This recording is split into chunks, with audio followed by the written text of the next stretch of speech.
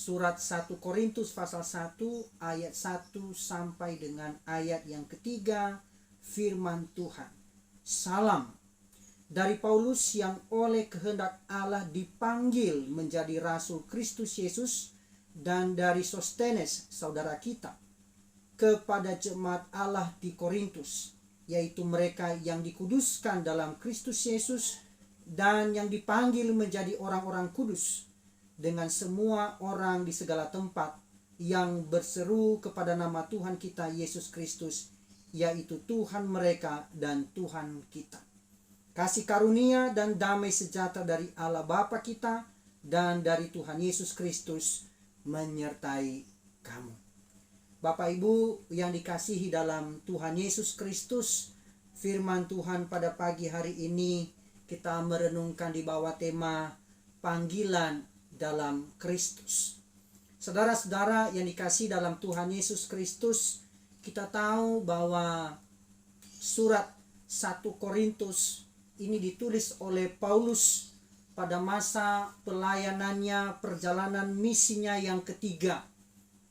Dan kita tahu juga bahwa jemaat Korintus adalah jemaat yang pertama kali didirikan oleh Paulus dalam perjalanan pelayanan misi, yang oleh perkenanan Tuhan jemaat ini boleh berdiri.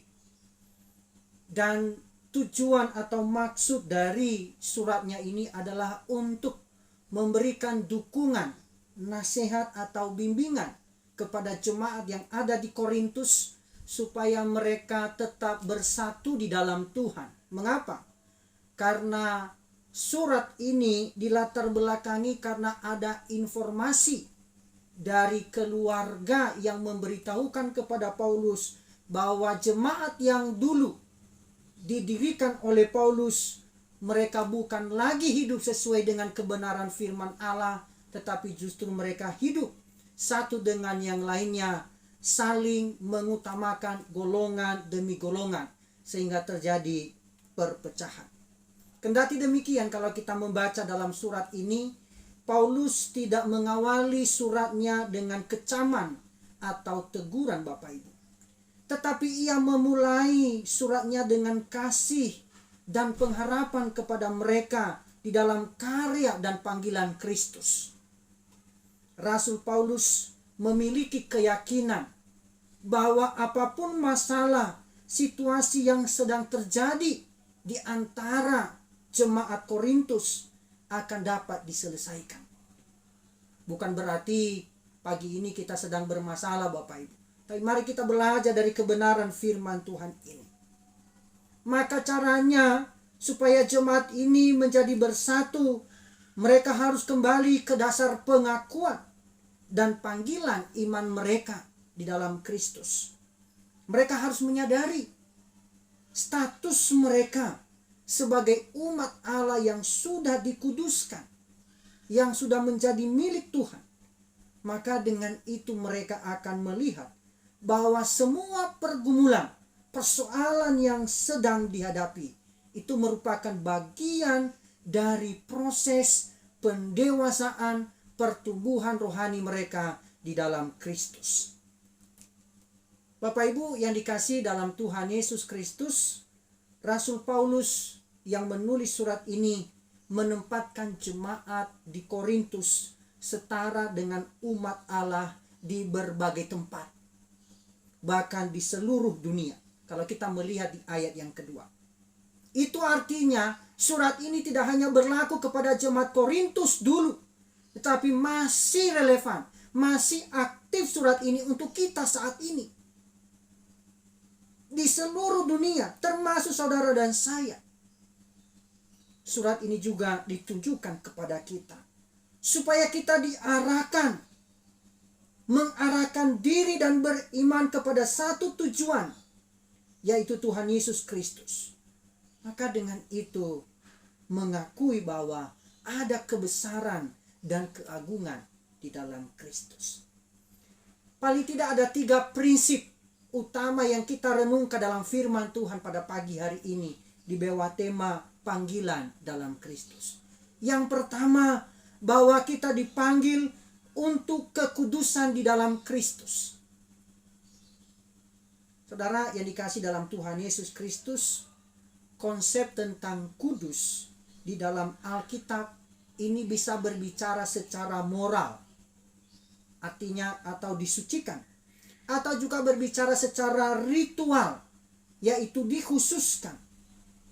Maka makna ini biasanya diganti dengan dikuduskan dari. Sedangkan yang kedua adalah dikuduskan untuk. Ini adalah pemaknaan di sini.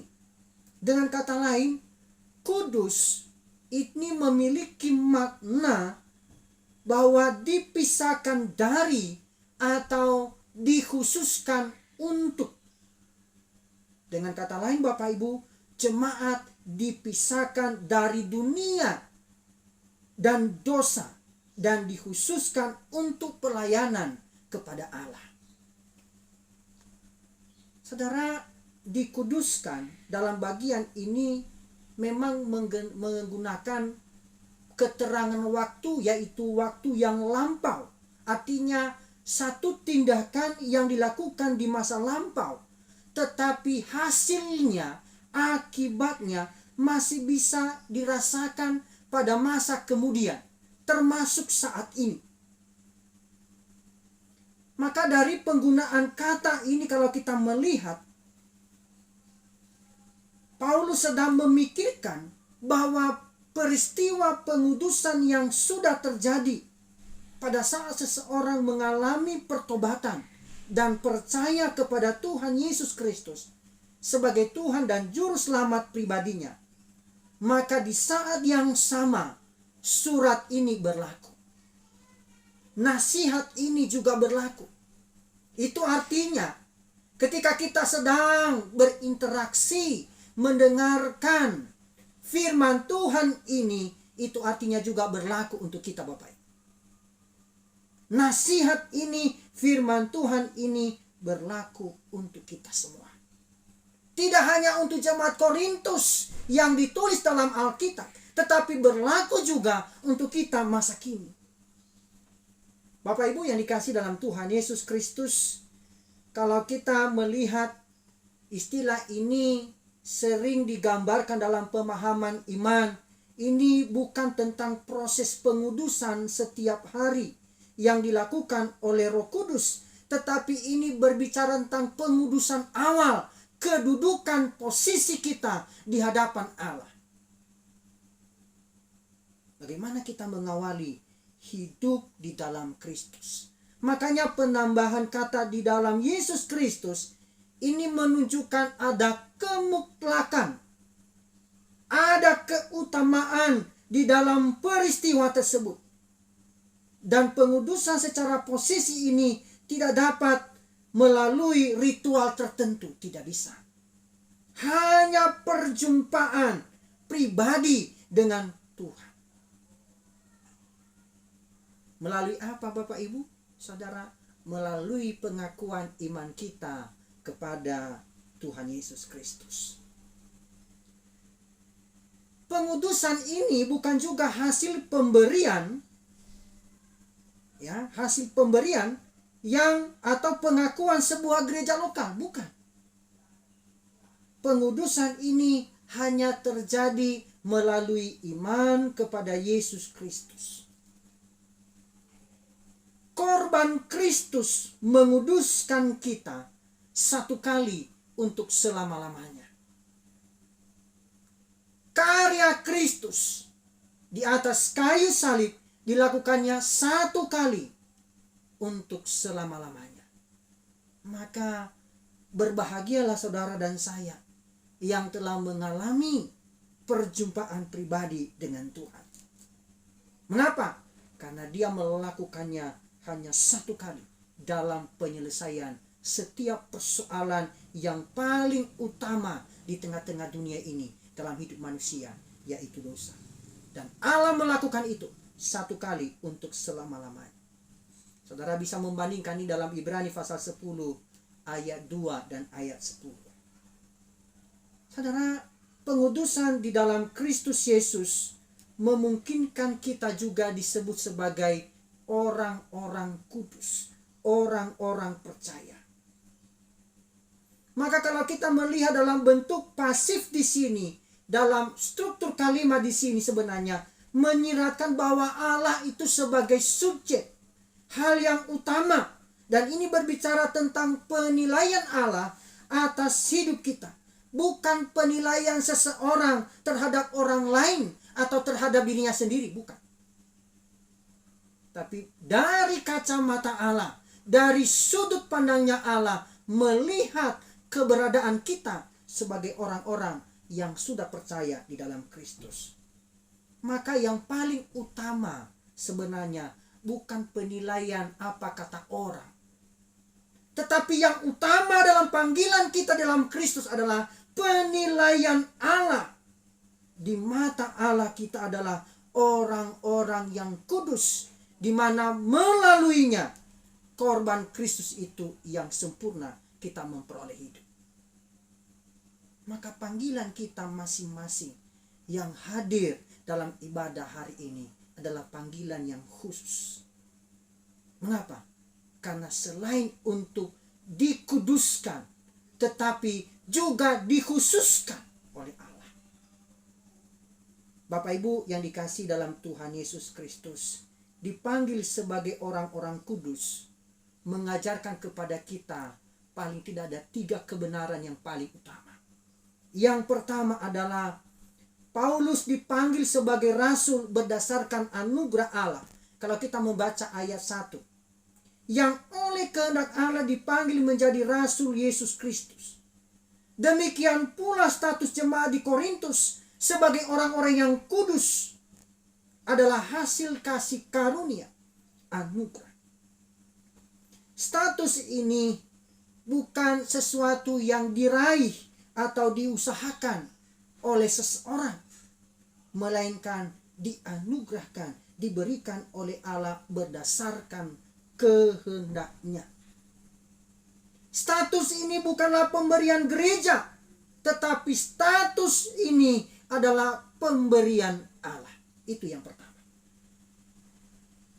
Yang kedua, hal yang kedua yang mengajarkan kita dalam kebenaran di sini adalah status yang bersumber dari korban Kristus ini memiliki nuansa kebersamaan.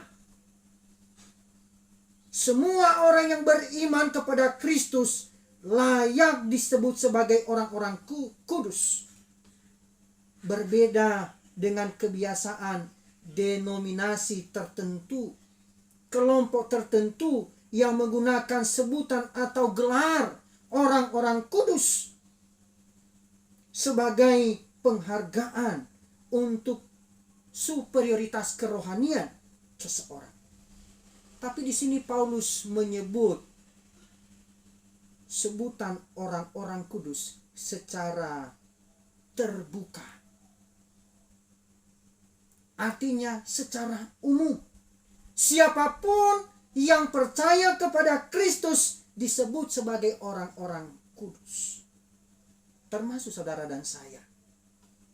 Maka dalam kasus ini, bagian teks ini menggambarkan kepada kita bahwa tidak ada seorang Kristen yang lebih rohani daripada yang lain.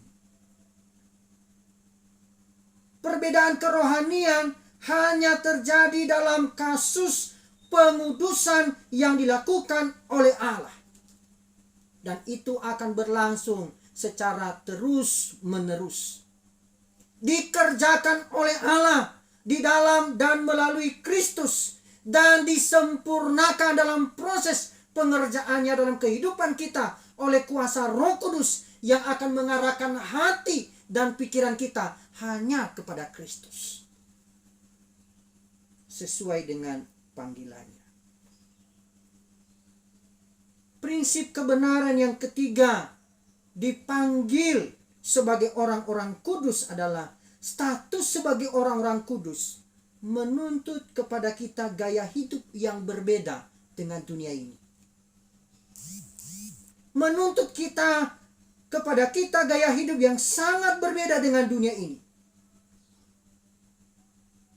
Kita terikat oleh ukuran moral dan konsep etis tertentu ketika berada dalam komunitas. Demikian juga kita di dalam Kristus.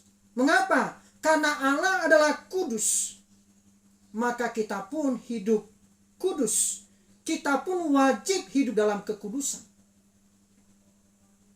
Kalau kita membaca dalam Imamat pasal 19 ayat 1 dan 2, Keluaran pasal 19 ayat 5 sampai 6, dan Keluaran 22 ayat 31, dan juga dalam 1 Korintus pasal 3 ayat 17. Ini berbicara tentang ukuran moral, standar dari kekudusan Allah sebagai gaya hidup orang-orang yang percaya kepada Kristus. Bapak Ibu yang dikasihi dalam Tuhan Yesus Kristus, hidup seperti dunia itu merupakan penyangkalan terhadap status kita di dalam Kristus. Hidup seperti dunia atau hidup dalam masa lalu, dalam keberdosaan, itu merupakan penyangkalan kita terhadap status baru kita di dalam Kristus. Itulah sebabnya dalam surat 1 Korintus ini Paulus berulang kali memberikan teguran, memberikan nasihat, menegur tingkah laku jemaat yang duniawi. Kalau kita membaca dalam 1 Korintus pasal 3 ayat 1 sampai 4. Bahkan yang lebih buruk daripada orang-orang dunia. Dalam pasal 5 ayat yang pertama. Di sini jemaat Korintus diberikan nasihat untuk berhati-hati terhadap dunia. Mengapa? Karena pergaulan yang buruk merusak kebiasaan yang baik. Maka dikatakan waspada, hati-hatilah. Ini dalam 1 Korintus pasal 15 ayat 33. Ini merupakan penekanan yang utama dalam hidup kita.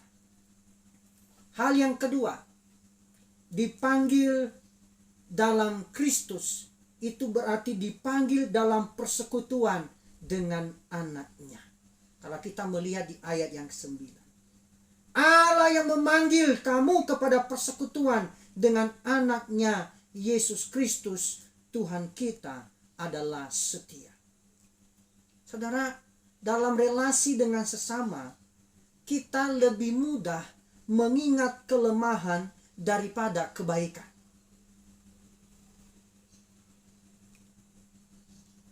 Tidak demikian dengan Rasul Paulus. Persoalan di tengah-tengah jemaat di Korintus tidak berhenti dan tidak membuatnya berhenti mengucap syukur. Ia terus mengingat umat Allah di Korintus serta menaikkan ucapan syukurnya atas mereka. Di ayat yang keempat. Paling tidak ada 3 hal yang mendasar ucapan syukur daripada Rasul Paulus terhadap jemaat ini. Yang pertama, jemaat di Korintus telah menerima dan mengalami kasih karunia Allah. Inilah sumber kekayaan mereka.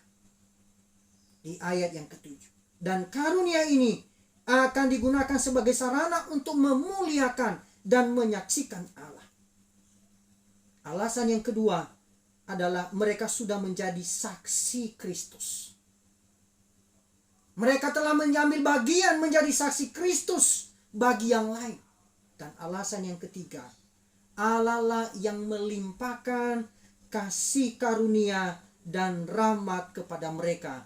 Itu adalah Allah yang setia.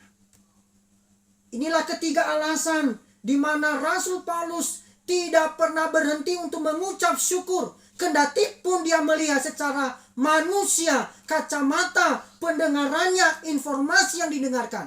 Jemaat ini adalah jemaat yang kacau balau. Mengapa? Karena jemaat ini juga mempertanyakan status dari seorang rasul, yaitu Paulus. Mereka meragukan kerasulannya. Mereka meragukan pemberitaannya. Mereka meragukan apa yang dia saksikan tentang Injil. Bapak Ibu yang dikasihi dalam Tuhan Yesus Kristus, Rasul Paulus menguraikan kekayaan kasih karunia yang ada di dalam jemaat di Korintus. Sebagai jemaat, iman mereka sudah semakin teguh. Dan mereka juga memberikan kesaksian. Anugerah dan karunia ini hadir lewat perkataan dan pengetahuan. Kalau kita melihat di ayat yang kelima. Maka sebenarnya bagian ini merupakan kebenaran Injil yang sangat menggugah. Mengapa? Karena tidak menjadikan alasan bagi Paulus untuk berhenti mengucap syukur. Kendati pun orang lain meragukannya, mengecewakannya, menjadi gagal. Tetapi terus mengucap syukur dan mengucap syukur. Karena ini tidak hanya saja membangun semangat, tetapi juga menyelaraskan karakter kita seturut dengan teladan daripada Kristus. Dan di sini Paulus mengingatkan jemaat tentang keistimewaan yang telah mereka terima dalam iman kepada Kristus. Sebagaimana Allah adalah setia, demikian jugalah seharusnya jemaat Korintus, saudara dan saya, terus bertumbuh dalam pengenalan dan iman kepada Kristus. Bapak Ibu yang dikasih dalam Tuhan Yesus Kristus, pengucapan syukur dalam Kristus harus dimulai dari pemahaman dan kesadaran. Kita harus sadar tentang siapa kita di hadapan Allah. Dan kita pun wajib mengenal siapa Tuhan serta pemimpin kehidupan kita. Tanpa pemahaman ini, maka pelayanan kehidupan kita hanya sebatas kesibukan belaka. Hanya sebatas rutinitas. Tidak ada dampaknya. Pelayanan, kehidupan, dan iman itu terkait secara erat. Terikat secara erat. Pertumbuhan iman yang benar akan mengarahkan dan menuntun kita untuk memuliakan Kristus. Dan ini adalah dasar yang sejati dari hidup yang bersyukur dalam persekutuan di dalam Kristus. Kebenaran yang ketiga, dipanggil dalam Kristus, itu artinya dipanggil untuk bersatu oleh Kristus. Kalau kita melihat di ayat yang 10. Bapak Ibu yang dikasih dalam Tuhan Yesus Kristus, nasihat yang akan diberikan Paulus itu dilandaskan pada hal yang sangat krusial, yang sangat penting, yang mendasar, yaitu demi nama Tuhan Yesus Kristus. Dan ini merupakan ungkapan penekanan yang digunakan oleh Paulus bahwa apa yang dikatakannya itu bukanlah pernyataan dari dirinya sendiri, tapi oleh karena Kristus Yesus.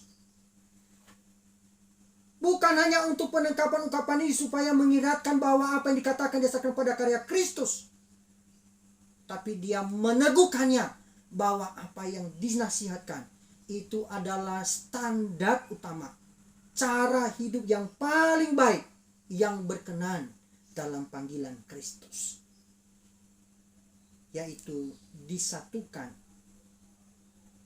di dalam Kristus. Apa yang Paulus nasihatkan di sini Bapak Ibu? Apakah nasihat ini bersifat memihak atau menguntungkan salah satu dari pihak yang sedang bertikai? Dia sudah katakan bahwa jemaat ini adalah jemaat yang mengalami persoalan, percecokan, perbedaan, kepentingan satu dengan yang lain. Mereka mengatakan, aku golongan ini, kamu golongan ini, aku golongan Apolos, aku golongan Kristus, aku golongan Paulus. Seolah-olah ada satu golongan yang paling benar. Dan di sini Paulus menasihatkan supaya mereka seia sekata. Nasihat yang pertama dipanggil untuk bersatu, dipanggil dalam Kristus, yaitu untuk bersatu oleh Kristus supaya mereka seia sekata. supaya kamu semua terus-menerus mengatakan atau berkata yang sama. Dalam terjemahan yang lain mengatakan, supaya kamu setuju satu dengan yang lain. Dan ini yang harus dilakukan secara terus-menerus, yaitu seia sekata. Yang kedua, supaya tidak ada perpecahan di antara mereka. Perbedaan pendapat mungkin ada. Bahkan itu pasti ada. Pasti ada perbedaan pendapat. Jemaat Korintus yang punya latar belakang budaya, sosial, ekonomi yang berbeda-beda. Mungkin juga mereka masih memiliki perbedaan-perbedaan yang lain. Dan perbedaan itu adalah sah-sah saja. Sejauh hal itu tidak sampai menimbulkan perpecahan. Bapak Ibu, itu artinya mengingatkan kita bahwa kita harus seia sekata. Satu tujuan. Satu persetujuan. Sekalipun ada perbedaan dan itu sah-sah saja. Ada perbedaan kelas. Ada perbedaan latar belakang ekonomi, etnis, suku. Dalam jemaat. Itu biasa. Selagi itu tidak menjadi sumber perpecahan. Inilah nasihat Paulus. Yang ketiga, supaya kamu erat, bersatu, dan sehati sepikir. Sebenarnya terjemahan lebih tepat dikatakan supaya kamu disempurnakan dalam pikiran yang sama dan pandangan atau penilaian yang sama. Supaya sempurna dalam Kristus. Bapak Ibu yang dikasihi dalam Tuhan Yesus Kristus, bagian yang kita renungkan dalam panggilan dalam Kristus pada pagi hari ini, Paulus meminta perhatian kita terfokus pada panggilan dan memberikan nasihat bagaimana perselisihan di kalangan jemaat di Korintus. Dan ini adalah hal yang serius yang dibicarakan oleh Paulus yang terjadi dalam kehidupan nyata di tengah-tengah jemaat.